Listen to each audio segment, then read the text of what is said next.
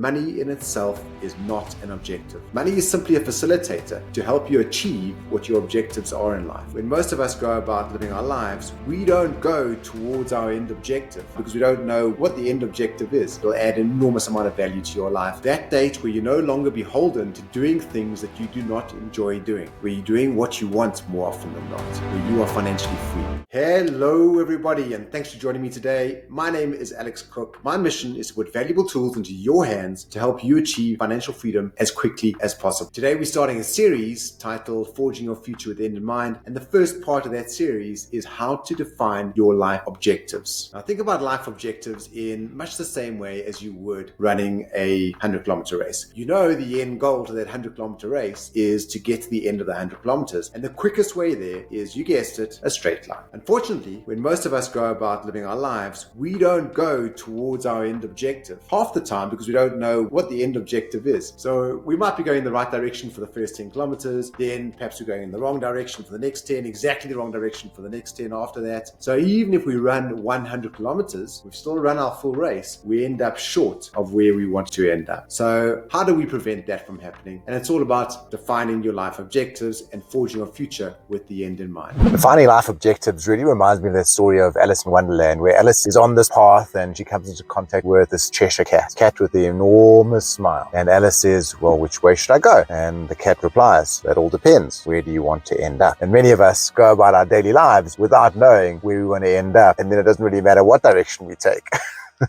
So this is the first part of a series titled Forging Your Future with the End in Mind. And in this webinar, what we're going to be looking at is how to define life objectives by writing your eulogy. I know that sounds morbid and depressing, but it is going to be so worthwhile. Really will. It'll add an enormous amount of value to your life, and you'll go at life with a renewed sense of purpose after today. The second part is going to be how to turn your life goals into achievable triumphs using three things: time, income, and capital. And then in the third part, we're going to be looking at the inside out rule. This is how to achieve that time, income, and capital by developing a safe plan, and then developing a comfortable plan, and then developing a rich plan in that order, and thereby achieving those levels of time, income, and capital that you're after that support your life objectives. Mapping out your life objectives like this, I know it feels like an enormous amount of work, but it is so worth it. You know the old 80-20 rule where 80% of any reward you get comes from 20% of your actions? Deciding where you want to end up is a lot like that 80-20 rule, where this is the 20 that's going to help you get the 80% reward. Map out the actions, put in a little bit of work now, you'll see the results later, guaranteed.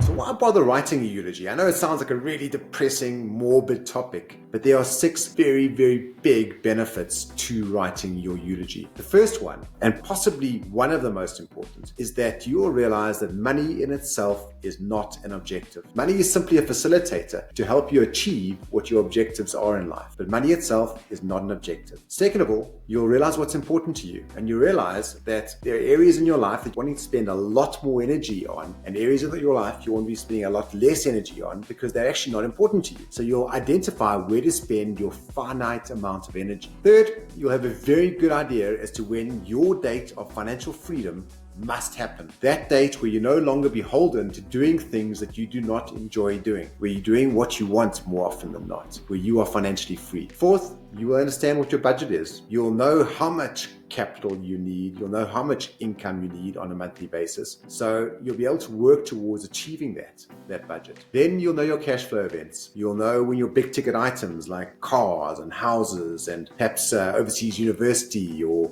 university locally has to happen. And then sixth, and probably the most important item, is that by writing your eulogy and having a defined end objective, you'll be able to live in the present. You know, people that live in the future, they're often anxious. People that live in the past, they're usually depressed. By living in the now with a firm view as to what that future looks like, you'll be able to be more present and live in the present. So those are the 6 big benefits to writing your own eulogy. At the end of this, you're going to know what your ideal life looks like. And from there, we can work backwards right today to make that ideal life a reality. But I know writing your eulogy sounds like an enormous amount of work. It sounds like a lot of work and a big hurdle to overcome. So what we've done is broken it down to 8 very easy and actionable steps that you can follow. And at the end of this, you will have written your eulogy. So let's get started. First of all, reflect on your life. Think about your past achievements and key life events. Think about times when you've been really, really happy and times when you've also been really sad, times when you've been down. Often those are times when we have our biggest personal growth. Think about your values. Think about what you stood for in life and what's important to you. Thinking a little bit more about this reflecting on your life piece, I was reminded about an exercise I did a while back, and it involved drawing a graph, and you have your age on the x-axis, and you put a line of when you had high points in your life and when you had low points in your life, and identifying what those points were, but going back to the very, very beginning to see what really drove you, what worked for you, where you were happy, where you were not so happy, and it might help you in this reflection portion. The second step is to envisage what you want your desired legacy to look like. Decide how you want to be remembered. Think about the legacy you want to leave behind. What is there after you've gone? And the impact that you want to have made on others people's lives. Think about that. This legacy one is also quite interesting and very important not to feel pressured by, because your legacy may very well be that you have lived an amazing life. You are a really happy person, and being a happy person means that you've probably left behind a lot of very happy people that have been a part of your life on that journey. Then identify the gap. So contrast your current path with the legacy you want to leave behind, and identify what needs to change to make your desired legacy come true. So something's probably going to have to change in your current path to make that desired legacy come true. When looking at a gap of where you are and where you want to be, recognize what you're doing on a daily basis that's already moving you closer towards where you want to be. Those are those incremental gains that you're making on the way to your desired outcome. Now,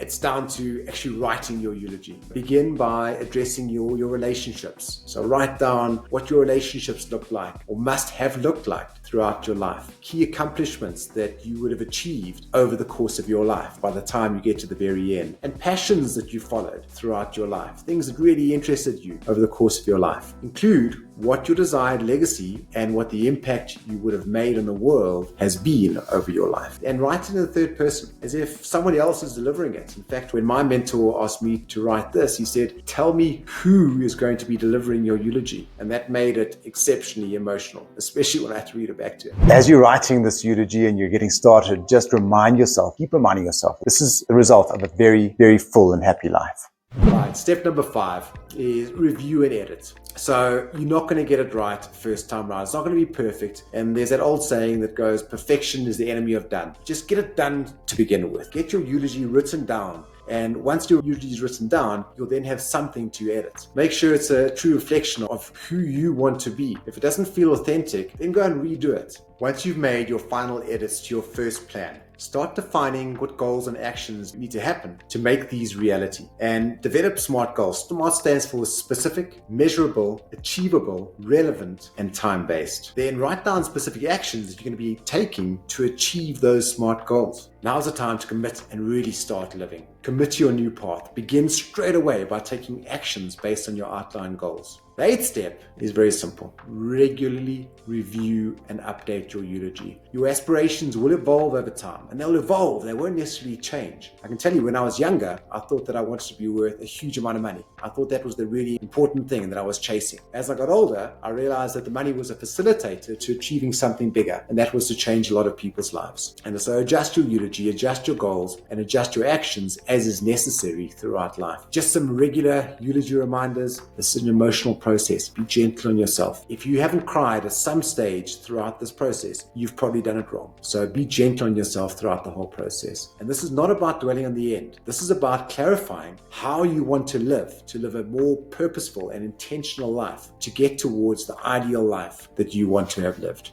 And then revisit it. It will evolve over time. It'll get better and better. So revisit it annually. This is the first in the series of Forging Your Future with the End in Mind, where we looked at defining your objectives by writing your eulogy. In the next one, we're going to be looking at how to achieve these goals into reality with a combination of time, income, and capital. And we're then going to be looking at how to generate that time, income, and capital by developing plans, by developing financial plans, starting with your safe plan, then your comfortable plan, and then your rich plan to achieve that time, income, and capital. If you need help with anything along the way in any of these series, please reach out. Reach out on YouTube, reach out on LinkedIn, in, and we will help you. We'll help you wherever we can. If you found this awful, don't share it. But if you found this useful and you think it could help somebody else in achieving their ideal life, then please share it, like it, and comment. Thanks very much for joining me, and I'll see you again shortly.